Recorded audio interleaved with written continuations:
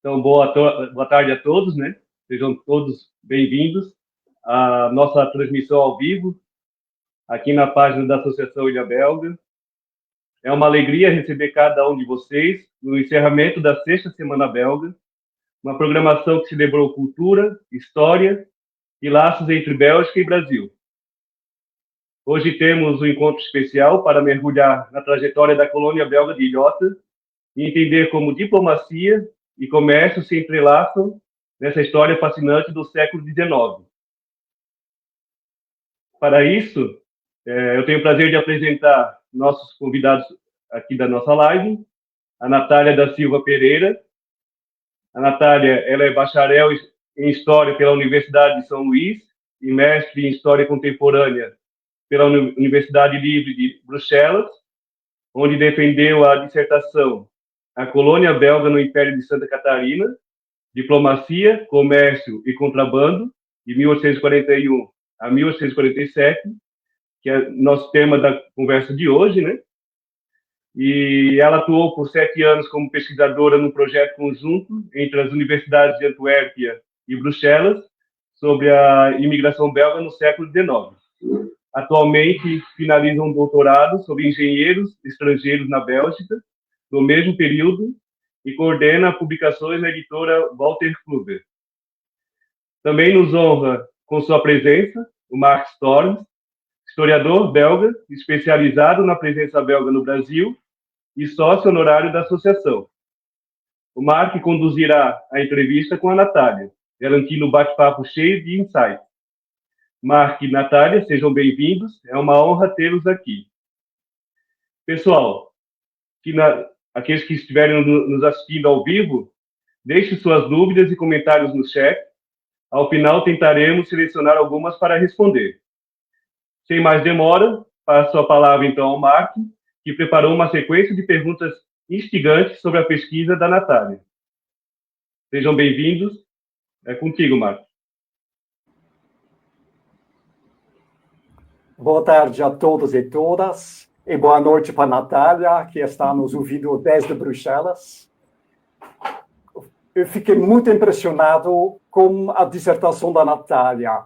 Ela faz uma abordagem bem interessante sobre a colônia belga e busca um equilíbrio entre eventos locais e a conjuntura político-social daquela época. E um dos fios condutores da tese dela é a importância das redes de contato e o conhecimento nos empreendimentos de colonização. E para elaborar isto, Natália pesquisou muitas fontes no Brasil e na Bélgica, até agora poucas estudadas, e realizou uma leitura muito profunda desses textos. E isso possibilitou novas descobertas sobre a história da colonização belga na Ilhota e no Vale do Itajaí. Ela descobriu, por exemplo, que os contactos entre Charles Valede e o governo brasileiro foram muito mais antigos que os mencionados na historiografia brasileira. Um outro exemplo, ela mencionou no texto também, que o dono do barco Jan van Eyck, Jean van Eyck, com o qual migraram os primeiros belgas em 1844, é o mesmo dono do barco Adèle de 1846.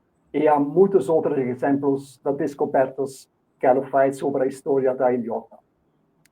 Mas, Natália, antes de fazer perguntas sobre o conteúdo, eu gostaria de saber por que escolheu este tema e qual a sua relação com a região. Tudo bem. Bom, em primeiro lugar, obrigado, Daniel, pelo convite, obrigado, Marco, pela leitura, por essa introdução também. Para responder a pergunta, eu não tenho família que foi descendente de colonos, não, foi... eu caí nesse assunto totalmente por acaso, para ser sincera. e foi durante o meu estudo de bacharelado, durante o meu bacharelado em História, eu tive que fazer um seminário de pesquisa e eu escolhi o tema do Estado Independente do Congo. E então esse Estado Independente do Congo, que foi uma ideia também de Leopoldo II durante a Conferência de Berlim, que tinha a divisão da África entre as potências europeias, eu comecei a me interessar sobre isso, a fazer pesquisas e descobri que já durante os tempos de Leopoldo I, ou seja, do seu pai, tinha uma colonização, uma tentativa de colonização belga no Brasil. Eu não tinha nunca ouvido falar, então achei curioso, comecei a pesquisar, e para todos com quem eu falava em torno de mim, eu falava, nossa, sabia que tinha uma colônia belga no Brasil? Todo mundo achava também curioso, e eu percebia que havia um engano, assim, um falso entendimento de que poderia ser, essa colonização teria o mesmo intuito do que aconteceu com o Congo, por exemplo, com a colônia, com o Congo belga daquela época. Eu falava, não era imperialismo, é porque eu já, enquanto brasileira, eu sabia o contexto, né, que havia esse povoamento, digamos assim, essas colônias europeias no Brasil, então eu sabia que era isso. Mas eu via que o pessoal aqui não entendia muito bem quando eu falava sobre colônia belga no Brasil, eles tinham essa ideia de imperialismo. Então eu falei, não, vamos estudar sobre isso. Então foi daí que começou o meu projeto de fazer uma dissertação sobre essa colônia belga em Santa Catarina. E de lá descobri que havia também outras colônias belgas, que não foi a única, então foi muito rico nesse sentido. Maravilhoso. Não, na sua dissertação, você explica também que a palavra colônia tem muitos significados. Exatamente. E em francês é diferente que em português, por exemplo. Exatamente. E daí que vinha essa confusão. Isso mesmo. Então, não sendo da região, com muitas poucas coisas, quais eram os desafios principais para escrever a sua dissertação? Eu acho que o desafio é como o desafio de qualquer historiador que vai trabalhar numa história que une dois países e que que tem diferença muito grande de distância geográfica, né? Porque a gente tem que consultar as fontes. Então, uma das dificuldades é que não tinha muita fonte digitalizada naquela época. Então, eu tinha realmente que ir mesmo nos centros de arquivos para fazer a pesquisa. Então, eu tive que ir em 5 cidades diferentes no Brasil para poder ir em centros de arquivos e fazer a minha pesquisa, porque no início desse projeto eu via que havia pessoas, por exemplo, o Carlos Ficker, que escreveu nos anos 70, e, nossa, fez um trabalho maravilhoso com uma fonte. Exatamente. Esse mesmo. Ele fez um trabalho maravilhoso com como é que diz? A farda, né? O dossiê, que a gente fala, 2028, que realmente descreve bastante coisa, mas tinha tanta coisa ainda para descobrir, para ligar os pontos, né? A e B, por quê? Porque ainda tinha muitas questões do estudo dele, levantou ainda mais questões, então era preciso ir no Brasil e consultar algumas fontes. Tinha alguns pesquisadores já também dos anos 70, 80, como Ed Stolz e John Evrard, que já tinham feito uma certa pesquisa dando esse quadro mais largo de tentativas coloniais também na América Latina em geral, e sobre as relações entre Brasil e Bélgica. Então, já tinham dado esse pontapé inicial. Então, o desafio foi realmente, ok, preciso ir um pouquinho mais longe, conectar os pontos, e para isso eu tenho que ir nos centros de arquivos. Então, isso foi um dos maiores desafios. O desafio que também está ligado ao que eu acabei de falar é que teve esses 3 pesquisadores que deram esse pontapé inicial e depois ficou meio parado a pesquisa sobre a colônia belga. Não tinha muito assunto, muita pesquisa na qual me apoiar. Então, isso também foi um desafio, mas, ao mesmo tempo, foi alguma coisa que foi entusiasmante, né? Não querer ficava entusiasmado, nossa, não tem muita coisa, então tem muita coisa para estudar e descobrir, então isso também foi interessante, foi desafiador e interessante. Não, mas é impressionante quantas fontes você foi atrás que você conseguiu para... Nossa, deve ser uma viagem enorme, porque se você estava em Rio de Janeiro, Itamaraty, foi até Blumenau, foi até Joinville e outras cidades. Não, foi Sim. E eu muito, fui muito muito... bem atendida em todos os centros de arquivos. Tenho que salientar isso, porque os arquivistas me ajudaram bastante. Em Blumenau, aquele centro de pesquisa de Blumenau, foram muito gentis, deixaram tudo à disposição. Foi maravilhoso, muito bom. Estou muito feliz para ouvir isso, porque na minha vida profissional na Bélgica, eu era diretor de uma associação de bibliotecários e arquivistas. Então, nesse sentido... Mas vamos voltar para para o conteúdo da sua dissertação. Um capítulo bem interessante é que você faz a diferença entre imigração e colonização. Você pode falar um pouco, explicar um pouco isso, por favor? Sim, então, da mesma forma em que havia essas diferentes conotações entre colonização e imperialismo, por exemplo, aqui na Europa, também havia essas diferenças de conotação no Brasil. Na época mesmo, já no século XIX, e que os historiadores hoje em dia trabalham bem com essa diferenciação. Eles apontam bem para dizer que isso existia. Para resumir, é assim, o objetivo dos brasileiros, todo mundo concordava que deveria existir uma estratégia para atrair mão de obra. Então, todo mundo isso estava de acordo. Nós precisamos de mão de obra, nós precisamos povoar algumas regiões no Brasil. Agora, a diferença era como é que vamos fazer, como vamos operar isso, né? Como é que vamos colocar isso em prática. Então, havia toda um coletivo, uma parte bem representada pelos grandes proprietários de terra, que falavam, olha, vamos atrair a mão de obra, mas de maneira a canalizá-la para trabalhar como imigrantes livres nas nossas plantações. E tinha uma outra parte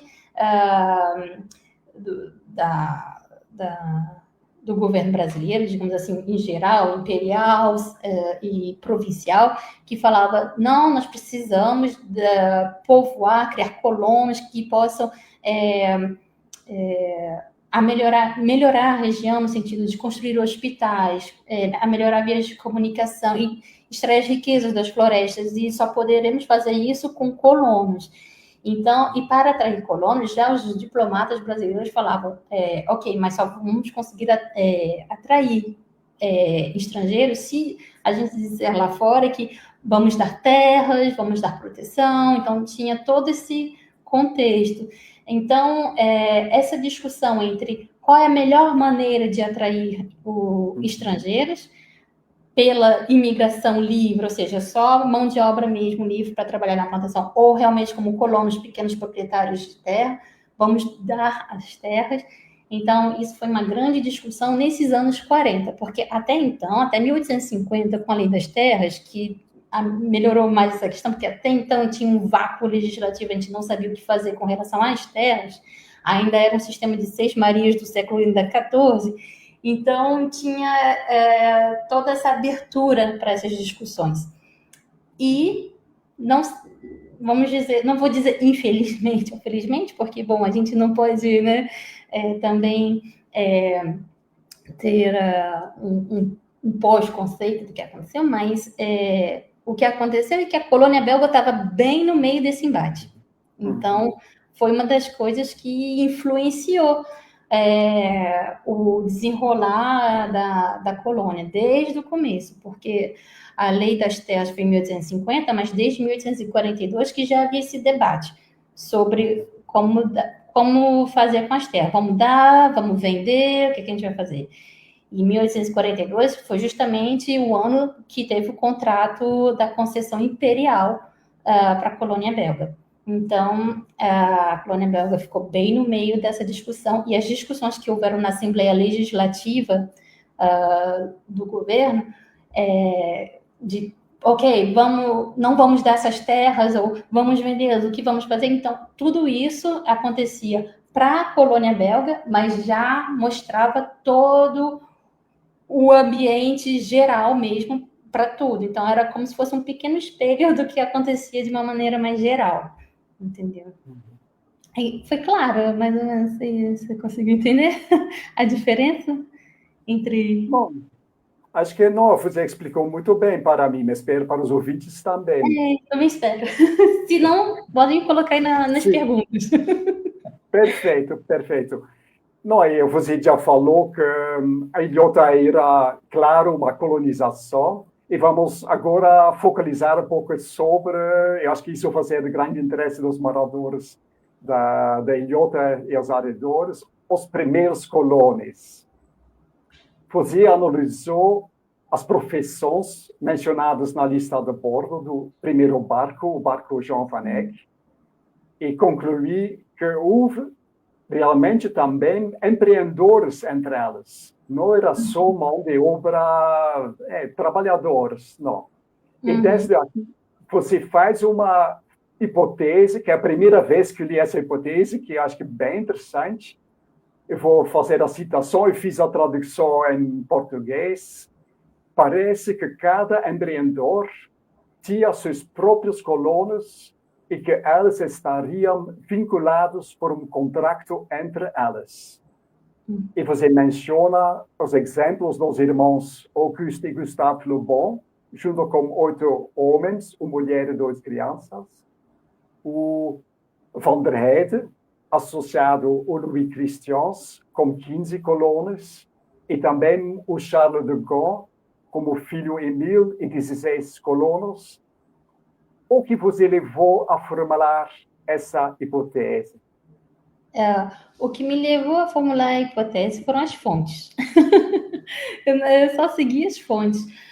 Mas eu vou explicar um pouquinho melhor. É verdade que, assim, foi para mim uma surpresa quando eu vi a lista dos passageiros e que tinha, por causa dessa lista do comissário marítimo, que era obrigada a dar também as profissões, eu fiquei espantada com o número de empreendedores. Eu não esperava, eu falei assim, nossa, não esperava que tivesse tanto, porque, né, a gente pensa que seriam mais agricultores que estavam interessados, né, ter um cantinho de terra, mas não, eram empreendedores. E aí, em seguida, eu segui um quadro de análise próprio das migrações que faz que tenta decorticar, entender um evento migratório em 3 níveis de análise. O macro, que vai estudar as condições econômicas, né, sociais maiores, por exemplo. Tem uma crise aqui e tem oportunidade aqui, então a migração vai tentar, né, os que estão em crise vão para o lugar, vão ser atraídos para um lugar onde tem oportunidades.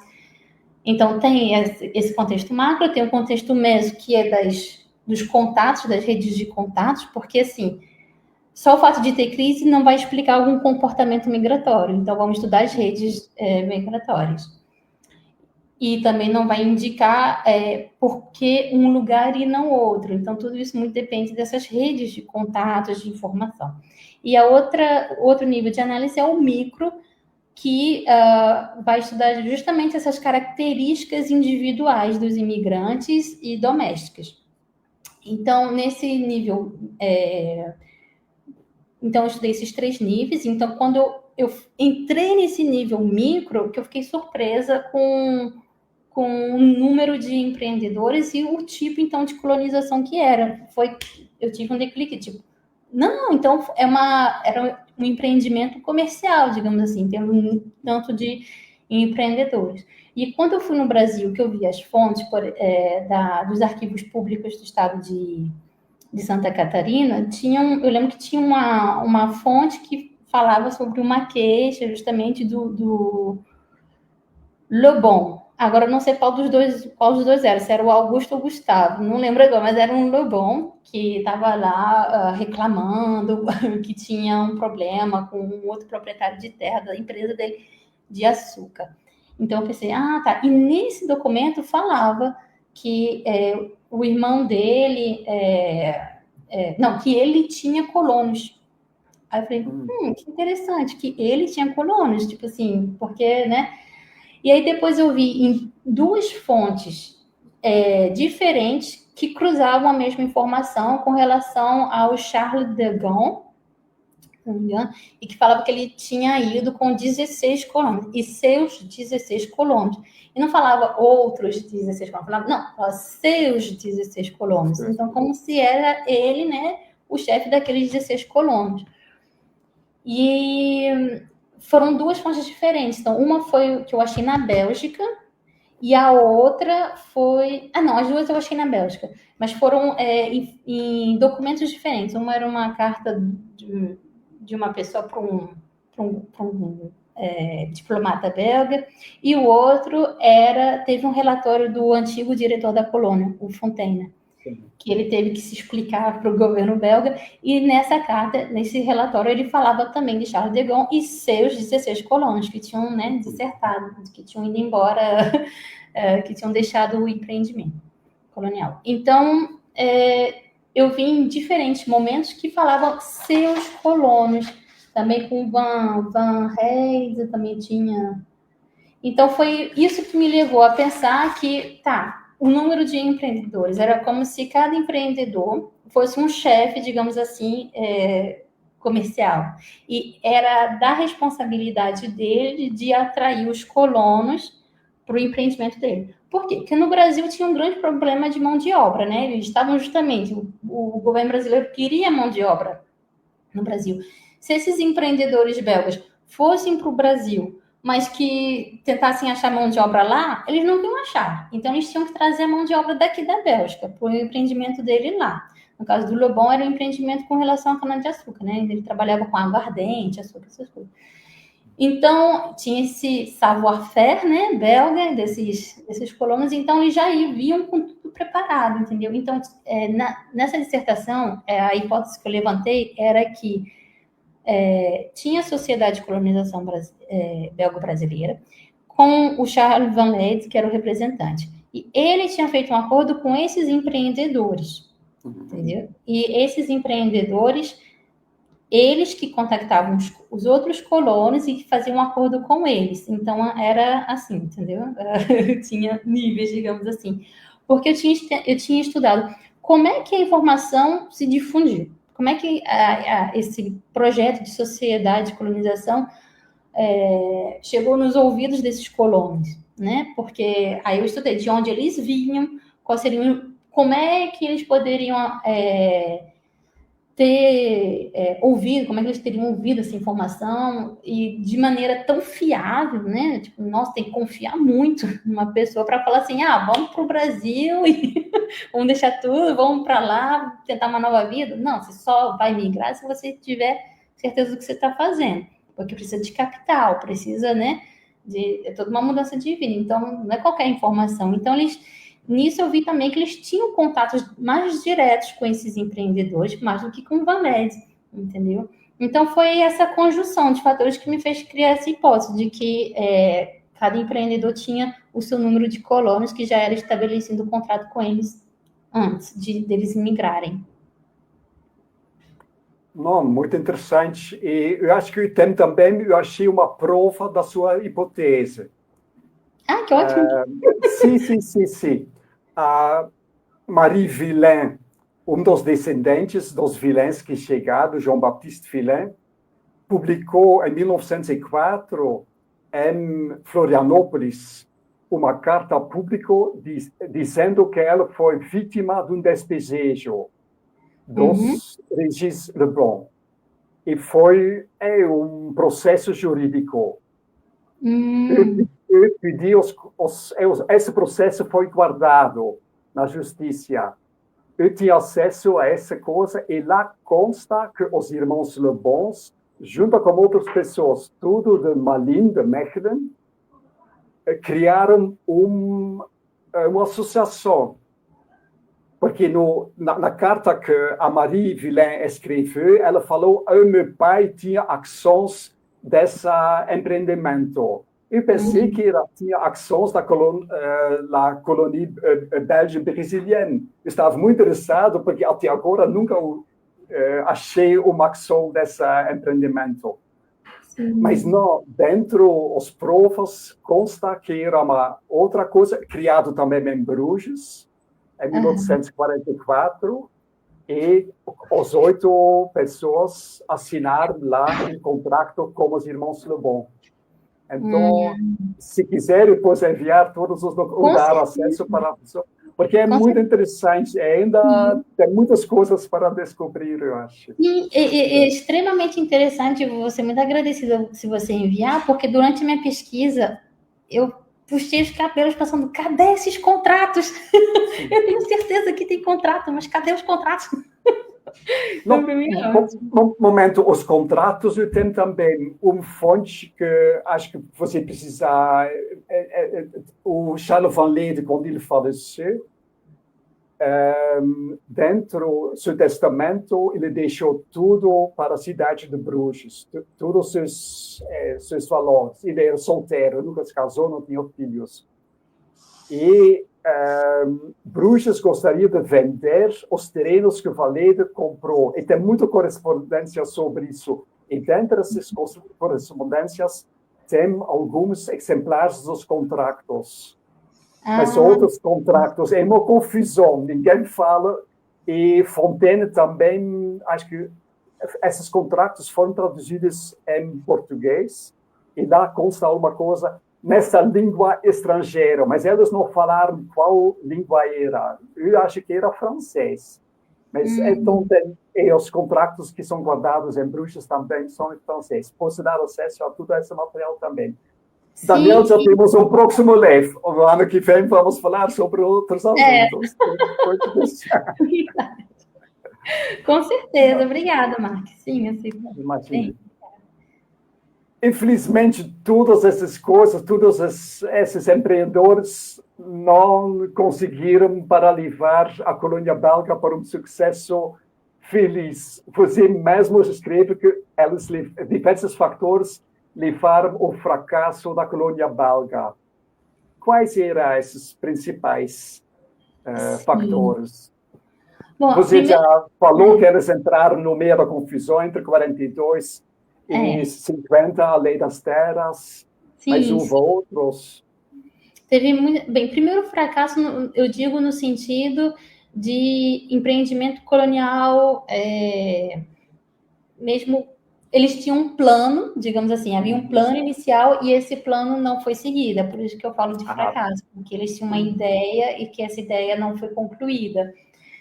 Porque teve, então, muitos colonos belgas que foram para o Brasil e que se viraram, né, de maneira muito corajosa e fazendo com o que tinha, né? Então, é nesse sentido de fracasso que eu quero dizer. E, sim, houve uma construção de fatores externos e internos. Aconteceu muita coisa, né? Parecia uma novela, assim. Eu ficava, meu Deus, podia virar uma novela, uma minissérie da Netflix. Porque eu conseguia ver, assim, as imagens, assim, nossa, aconteceu muita coisa. Teve, né, teve 1844, né, essa primeira leva de colônias, depois teve uma segunda em 46 com Pierre Van Loo, e aí teve o barco dele também que tinha sido confiscado por Scherer. Então, teve muita confusão, muita suspeita de contrabando, por isso até que o nome da minha dissertação é Comércio, Diplomacia e Contrabando, porque isso influenciou bastante também no futuro do empreendimento. Então, teve uma conjunção de fatores, digamos, internos e externos. Os internos é a frustração, né? Teve muita frustração, porque por falta do que a gente falou digamos, dessa precisão legislativa, então o contrato não funcionou da concessão, então os belgas tiveram que ir para o Brasil, eles não estavam em possessão das terras deles, o Charles Van Lede teve que comprar, digamos assim, de última hora, e então eles estavam no empreendimento que, né, foi assinado o contrato entre eles e a sociedade belga por uma coisa, eles chegaram, depois de meses de viagem, né, chegaram lá e não tem não tem nada do que foi prometido. Então, teve aquela frustração, aí começou as primeiras, né, como é que se fala? Os abandonos, né? Os primeiros abandonos, não quero mais ficar aqui, vou então para Desterro, ou então fico no Rio de Janeiro. Teve essa frustração. Então, já começou. O plano inicial já não deu certo, né?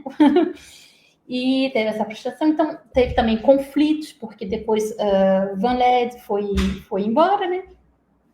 Teve confusão entre os belgas que ficaram lá e os dirigentes da colônia, o Fontaine, que tinha ficado como administrador. Acho que com o Le Bon também teve confusão. Então, teve conflitos, teve gente que foi para prisão. Imagina, né? Imagina, tu vai lá para trabalhar, acaba, né, brigando, vai para prisão de um lugar, né? Você é lá estrangeiro, imagina, ninguém fala. Então, teve esses fatores internos, mas esses fatores internos, frustração, divergências, conflitos, foram ligados a fatores externos, que é muito maior, né? Então, já esse vácuo legislativo, que a gente já mencionou, o fato de ter um apoio do governo brasileiro e belga também, porque eu seguia os relatos, né, nos arquivos do Ministério de Assuntos Estrangeiros da Bélgica, e lá eles tinham mais a impressão, tipo, vamos seguir aqui, só o que está acontecendo, mas não vamos intervir, né? Vamos deixar eles resolverem os problemas deles. Era tipo isso. Só não vamos criar muita confusão, só não quero que seja muita confusão. Então não tinha aquele apoio, né? Eles seguiam, mas não apoiavam. Também, por exemplo, teve um cônsul, o Sheridan, que foi para Desterro, virou cônsul de Desterro, que hoje é Florianópolis, né? E ele tinha que ter o exequatur, que é, né, uma ratificação dessa posição dele pelas autoridades brasileiras. Ele ficou lá 2 anos sem ter isso, não podia intervir, né, fazer como intermediário para os interesses dos belgas lá. Então, os belgas foram realmente, né, deixados pela própria sorte. Então, teve essa falta de apoio, foi toda uma conjunção que fez com que qualquer conflito, divergência que aparecesse dentro da colônia tinha proporções muito grandes. E então foi isso que levou ao fracasso, digamos assim, né? Essa mudança também nos interesses, porque a minha dissertação foi toda baseada nos interesses, né? Então, qual é o interesse do migrante de ir para lá? Qual é o interesse daqueles que fizeram a sociedade de colonização? Quais são os interesses do governo brasileiro? Quais são os interesses do governo belga? E aí eu vi que durante essa implementação da colônia, os interesses mudaram, porque mudou os liberais que estavam no poder no Brasil, depois foram os conservadores, então eles tinham umas novas vistas sobre, né, aquela questão da imigração e colonização. Então, os ventos mudaram e os interesses mudaram, e essa mudança dos interesses teve um impacto na colônia, nos belgas que estavam lá, e que foram meio que, então, deixados um pouco à própria sorte, visto essa falta de apoio que era necessário para o bom desenrolar, digamos assim, da colônia, né? Diferentemente de outras colônias que a gente viu na região, que havia um apoio maior, teve, né, mais perseverança, digamos assim, dos líderes que encabeçavam esse empreendimento. Não, muito obrigado para elaborar alguns desses fatores internos e externos e também para esclarecer bem claro que não é um fracasso da colônia, é um fracasso do plano inicial que Van Lede e os outros empreendedores tinham. Eu sei, como pesquisador e também escrevo dissertações, que cada pessoa que escreve uma dissertação, no final, ainda tem muitas perguntas abertas. Sim, sim. Quais devem ser aprofundados em relação dessa colônia belga, você acha? Ou quais você encontrou e não encontrou respostas? Uma das coisas é os contratos, né? Que você mencionou. Os contratos. E aí, com relação a isso, em Gon, eu fui contactado por um professor que é o George Martin, que coordena, digamos assim, que gosta, que se interessa, né, sobre o assunto da relação entre a Bélgica e o Brasil, digamos assim, especialmente a colônia belga também. E ele teve um mestrando que fez uma tese de mestrado, uma dissertação de mestrado sobre justamente a colônia belga, e tinha essa parte dos contratos. Então, ele trabalhou mais sobre o testamento do Charles Van Lede, esse de Bruges. Então, foi bem interessante o Arnaud Serron. E ele, a gente estava com esse projeto de fazer um artigo juntos sobre esses contratos. Então, ainda mais com essa informação que você acabou de dar também, vai ajudar na conclusão desse artigo. Uhum. E, como eu falei, né, eu trabalhei muito sobre os interesses. Então, eu tinha visto que tinha muito interesse desses armadores, né? Como você mesmo falou, a gente descobriu que o dono do navio, do Jean Vanet, que é o mesmo do Adele, que transportou também. Então, esse Chantrel Stappens, que era o dono do navio, ele tinha muito interesse. Então, tinha todo um corpo social, digamos assim, que tinha interesse na colonização. Então, depois dessa dissertação, eu trabalhei um pouco mais sobre isso, investiguei um pouco mais a fundo sobre esses interesses e essas redes de contatos nessa camada, entendeu? Dos armadores, que a gente fala dos armadores, e como é que isso chegou a essa conclusão de criar uma companhia de colonização. E aí, nisso, eu vi que também tinha um papel muito grande não da diplomacia, mas de um diplomata brasileiro, que é o Rademacher. Teve um papel fundamental, porque ele era a pessoa que articulava tudo, mas nas sombras, tipo, né? Atrás das cortinas, ele estava lá, conectava outro, e ele tinha interesses também financeiros nisso. Então... No início, o Rademacher era muito a favor da colônia, e no meio do caminho ele mudou totalmente de lugar, exatamente, não é? Exatamente. Então, eu quis estudar um pouco mais sobre isso, sobre essa mudança, repetindo o interesse que ele tinha, e como é que ele se conectava com os armadores, porque ele fazia muita publicidade. Então, e aí eu escrevi um artigo em inglês que foi aceito no Journal of Transatlantic Studies, e ele já teve peer review, só está esperando mesmo a publicação, porque é um special number, então tem outros artigos que vão ser publicados com ele na revista, e é um número especial sobre relações transatlânticas do Atlântico Sul, entendeu? Com relação, então, às migrações. Então, ele vai aparecer nesse número, e o nome dele é Business Behind the Establishment of a Belgian Colony in Brazil. Que é realmente ligado ao business que tinha, entendeu? Então, mas com relação aos colonos, eu queria muito trabalhar com essa questão dos contratos, que eu vou ver com o Arnaud, como a gente vai conseguir concluir isso, e também nessa difusão das informações. Por exemplo, eu queria muito estudar como as informações que vinham de expedições comerciais se divulgava nessas câmaras de comércio, e estudar os principais atores, digamos assim, dessas câmaras de comércio. Porque eu tenho a impressão, por exemplo, que esses empreendedores da colônia faziam parte dessas câmaras de comércio ou tinham uma ligação. Então, acho que ali se divulgava mais a informação do que a gente imagina. Entendeu? Então, são hipóteses que eu queria trabalhar um pouco mais sobre a colônia. Falando sobre as redes de contatos, um assunto também interessante para estudar são as cartas que os colonos escreveram para seus parentes na Bélgica. E algumas das cartas foram publicadas. E alguns trouxeram mesmo parentes da Bélgica depois de 46. Acho que nos anos 50 houve novas pessoas que chegaram na colônia belga. Que interessante, porque em níveis de carta, eu só achei, acho que estavam, né, nos arquivos do Ministério dos Assuntos Estrangeiros da Bélgica, por exemplo, cartas da mãe, daquele Hippolyte van Heijt, por exemplo, mas dos colonos mesmo, eu não achei.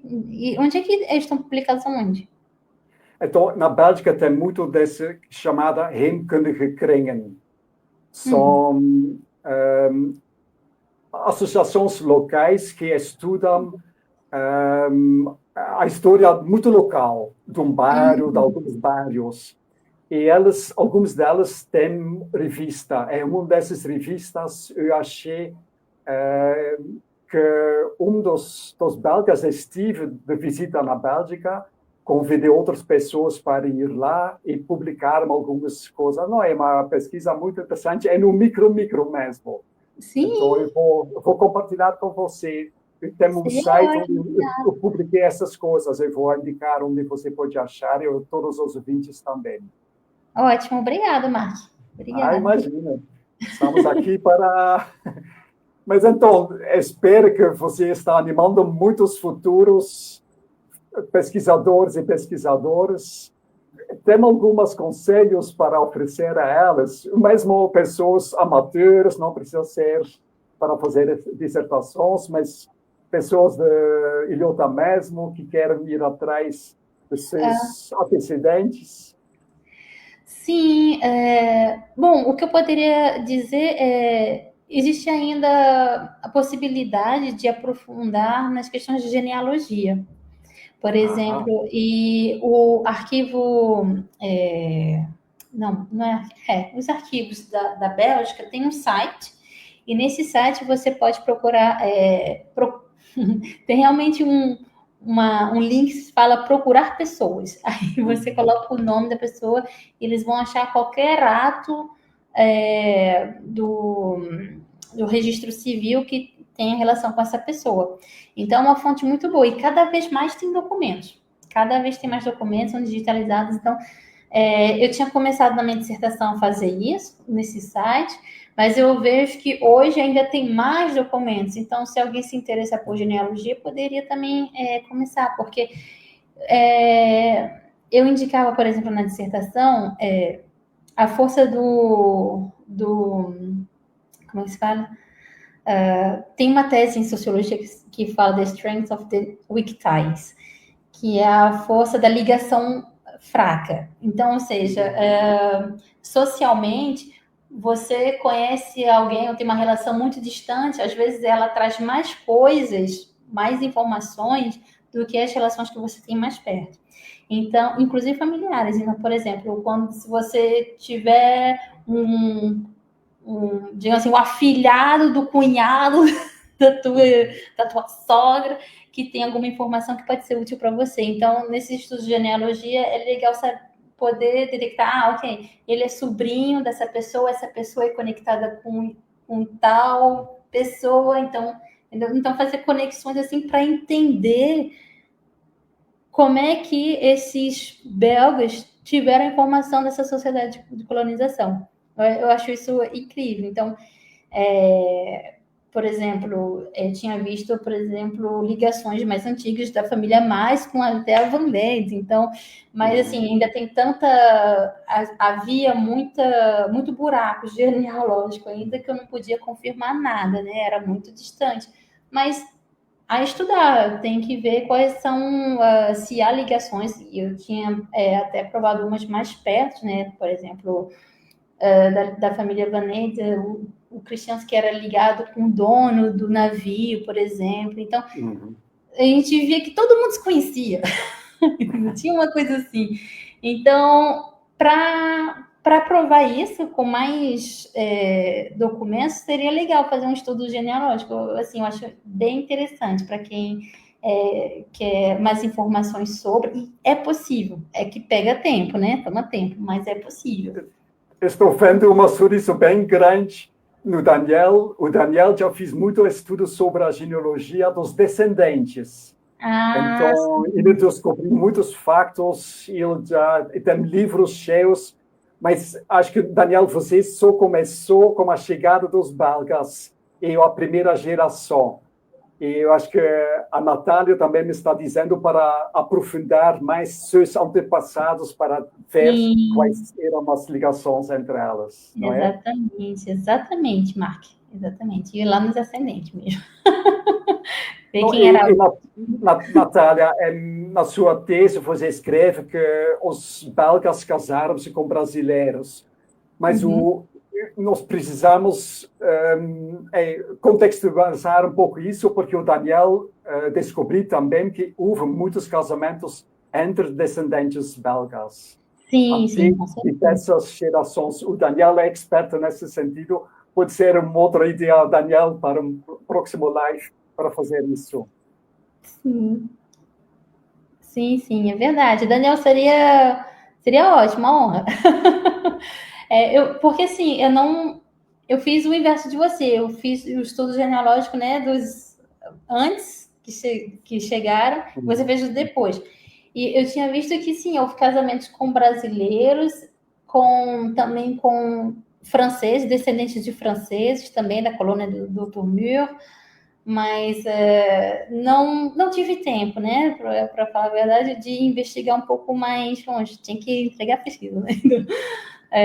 Não pude aprofundar mais, mas seria ótimo mesmo ver como é que foi o futuro dessa colônia, que não seguiu aquele projeto inicial, mas, né, se desenvolveu por ela mesma e os laços que seguiram depois disso.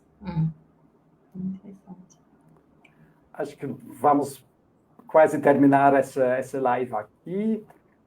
Natália, você estudou História Contemporânea na Université Libre de Bruxelas e, por isso, você escreveu essa dissertação, essa tese em francês. Eu tenho a impressão que ela ainda não é muito conhecida no Brasil. Quando faz pesquisas no Google, ela é somente mencionada no meu próprio site do Patrimônio Belga. Eu espero que essa live e essa gravação do live vão aumentar bastante a sua divulgação. Mas para ainda melhor facilitar a sua leitura, você já pensou em traduzir a mesma? Você falou que vai publicar junto com o Arno Serun artigos em holandês ou em francês, outros inclusive em inglês. Mas há algum artigo, alguma coisa em português que a gente pode esperar daqui a pouco? Bom, para falar a verdade, eu não tenho planos agora em português, porque fez esse artigo em inglês sobre os business, né? Business atrás da colônia belga. E o artigo com Arnaud seria com certeza em inglês, porque eu falo francês e ele em holandês, então seria a língua. Ele não fala português, então com certeza seria um artigo em inglês sobre os contratos. Mas vou falar a verdade que eu estou devendo sim um artigo em português e para a revista Pluminão em Cadernos. Por favor. Porque ela tinha pedido, ela falou assim: quando você terminar a pesquisa, você faz um artigo, e até hoje eu não fiz, eu tenho que fazer, com certeza. Eu vou pensar num assunto, talvez com os contratos também, que você me mostrar também, por que não? As informações que você vai compartilhar agora possa inspirar para fazer um artigo também em português. Mas seria com certeza bem focado nos colonos, porque tem... a minha dissertação vai um pouco, né, estuda um pouco de tudo, né, todos esses fatores, né, estruturais, digamos assim, que influenciaram a colônia, mas em um artigo em português eu gostaria mesmo de centralizar ali nos interesses dos colonos, digamos assim. E explicar quem são os ouvintes que gostariam de ler sua dissertação em francês, eles têm algum interesse onde eles podem acessar? Na verdade, a minha dissertação ficou na biblioteca da universidade. Então... Não existe digitalmente? É uma boa pergunta. Mas depois vamos colocar isso... Eu não sei se a biblioteca colocou digitalmente, mas faz tempo, então pode ser que sim. Porque depois eu mudei também, né? O meu foco de pesquisa tá mais em migrações na Bélgica, Então, os estrangeiros que foram para a Bélgica e não os que saíram, né? Mas eu sempre tive um plano, assim, de desenvolver mais, mas, assim, para um futuro próximo, não, mas é verdade, é uma boa ideia, obrigada, de pesquisar sobre o acesso dessa dissertação na biblioteca, se existe forma digitalizada. Mas, mais uma vez, parabéns, acho que foi um trabalho maravilhoso. Eu Obrigada. era curador de uma exposição sobre a história da ilhota, e, infelizmente, na época, eu não sabia da existência da sua tese, senão, com certeza, a exposição tinha muitas outras informações mais ricas para demonstrar e para falar às pessoas. Mas parabéns. E também com seus projetos para escrever, para publicar e investigar os engenheiros. Não, é um assunto muito legal também. A gente vai te seguir. Obrigado por essa conversa. Obrigada. Muito obrigada pelo interesse, pela boa recepção. Obrigada, Daniel, também pelo convite. Fico muito grata. E, bom, até ano que vem, então.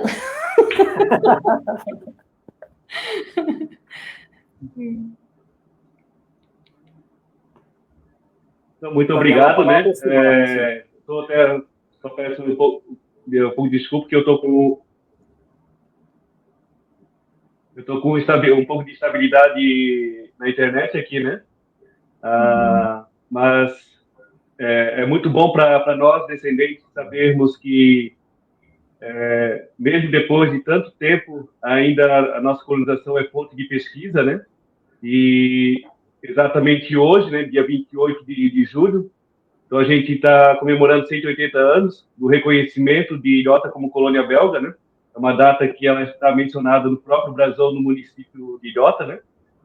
Então, lá em 1845, nesse dia, Ilhota foi reconhecido colônia belga, então hoje a gente está comemorando 180 anos dessa data.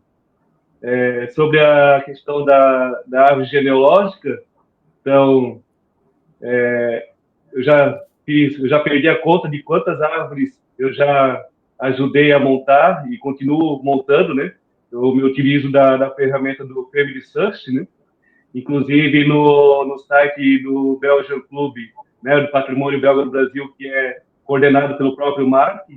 Lá, se acessar a lista de imigrantes belgas que vieram, né, para Santa Catarina, se acessar a maioria dos links de cada nome, lá está o link de acesso à árvore genealógica do Family Search, daquelas que a gente já conseguiu fazer o levantamento, né? É interessante, né, conforme foi combinado, de estourar a árvore genealógica lá na Bélgica, para ver como é que foi a relação entre eles lá na Bélgica, né? Assim como no início da colônia aqui em Ilhota, as primeiras gerações se relacionavam entre eles, né? A gente tem muitas situações ali de mais com hostim, né? As famílias descendentes ficando entre elas mesmo, né? Depois que foram, então, se relacionando com outras famílias que já habitavam a região, né? Açorianos e alemães, né? Mas no início também, boa parte das primeiras gerações era um casamento entre filhos de imigrantes, né? Então, eu gosto muito de fazer essa pesquisa de árvore genealógica, né? Uma coisa que para mim, não é perca de tempo. Eu gosto muito desse trabalho, né? Então, gostaria de agradecer o Marco também que está conduzindo essa live. É sempre bom tanto a exposição que o Marco promoveu aqui no nosso município, tanto a sua pesquisa, Natália, traz muitos esclarecimentos sobre a nossa colonização, né? Essa questão do interesse, né, de cada um ao vir aqui para o Brasil, né? Tanto do chefe das colônias, da colônia, tanto do interesse dos imigrantes, né? Então, por mais que a proposta da colônia, né, a constituição dela fracassou, né, muito pela instabilidade da definição de como seria essa transferência de terra no tempo do Império ali, né, que estava ainda em definição, mas se realmente fosse totalmente um fracasso, praticamente todos aqueles imigrantes teriam voltado para a Bélgica.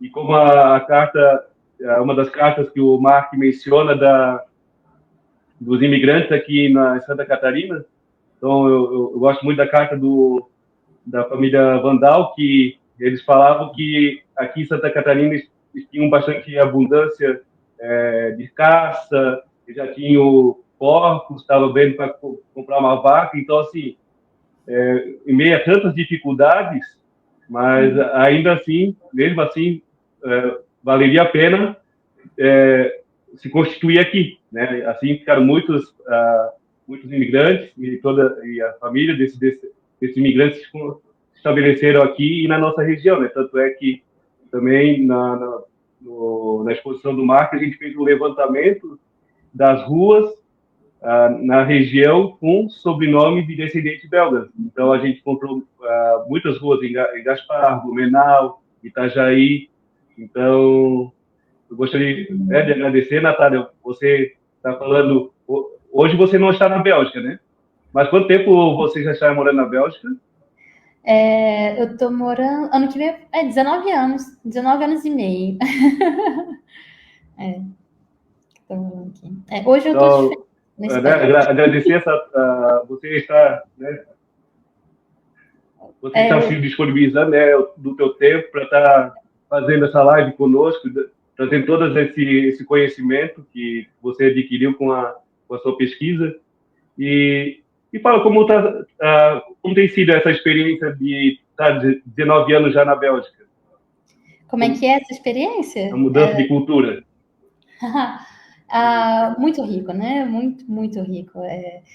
E no começo é tudo novidade, né? Tudo diferente, então a gente aprende muito.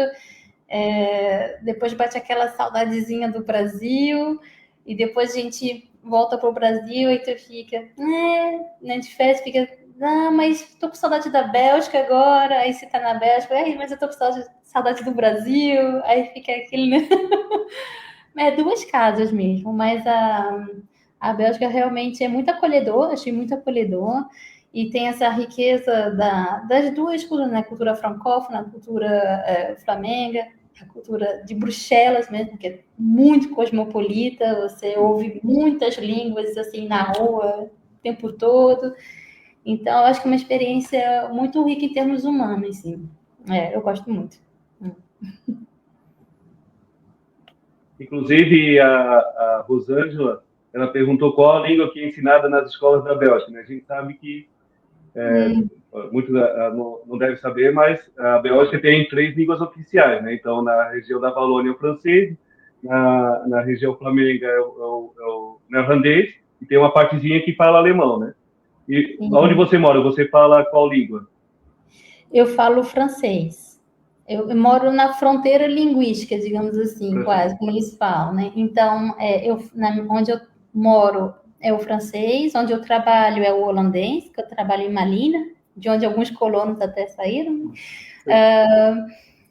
E meus filhos vão para a escola em francês, mas com imersão em holandês. Então, eles aprendem e são alfabetizados nas duas línguas. É mais fácil para eles depois, né? Que depois...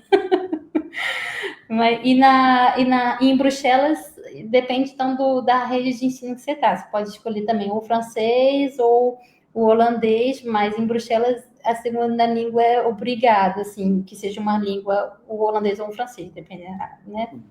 Na Valônia, por exemplo, é o inglês. Em Bruxelas, não, você tem que ter a segunda língua na escola, assim, a outra que se fala no país. É uma mistura. É uma loucura, uma loucura. Mas é bem rico, é bem rico. Só para... Se Deus quiser, um dia eu vou ter a experiência também de estar visitando... A Bélgica disse. Deus quiser, vai sim. Mas, para a historinha, eu trabalho na Flandria e eu sou francófona. Eu posso falar francês e as pessoas podem me falar em holandês. Então, eles me falam em holandês e eu respondo em francês. Então, é aquele respeito, cada um fala a sua língua e já está. Mas, assim, se você for na rua pedir um pão, outra coisa, você tem que respeitar, né? Você tem que falar a língua que está na região, né? Então, se tu está na França, você fala, então, o holandês. Mas, dependendo de onde você trabalha, tem esse... cada um fala a sua língua e todo mundo se entende, tá bom.